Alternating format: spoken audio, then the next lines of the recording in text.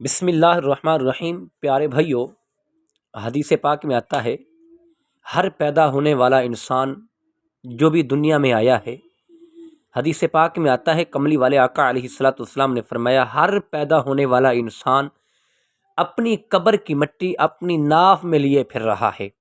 اللہ رب العزت نے ایک فرشتے کو کہہ کر قبر کی مٹی اٹھا کر انسان کی جو ناف ہے اس میں چھڑکاؤ لگا دیا، اور ہر انسان اپنی قبر کی جو مٹی ہے اس کو اپنی ناف میں لے کر پھر رہا ہے۔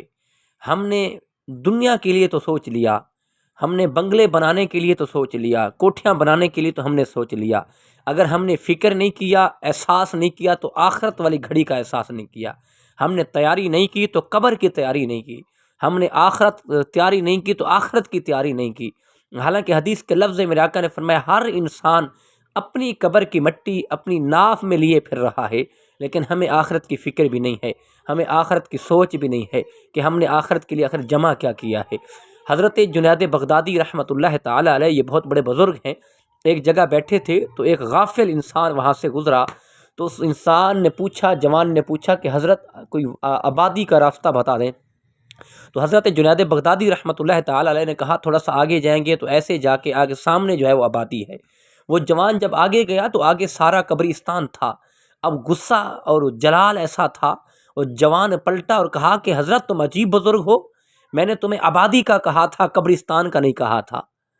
تو اللہ کے ولی حضرت جنید بغدادی رحمۃ اللہ تعالی علیہ نے کہا اے کم بخت، تو آبادی کسے سمجھتا ہے؟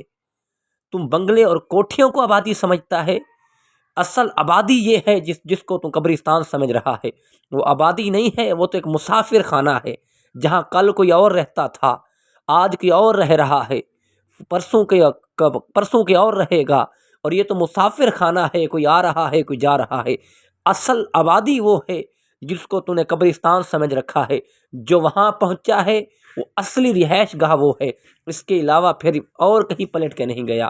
پھر بتائیں ہم نے آخرت کے لیے کیا کیا، اور ہم نے آخرت کے لیے جمع کیا کیا ہے، اور قبر کی مٹی اپنی ناف میں لیے پھر رہے ہیں، اور فکر نہیں ہے تو ہمیں آخرت کی نہیں ہے۔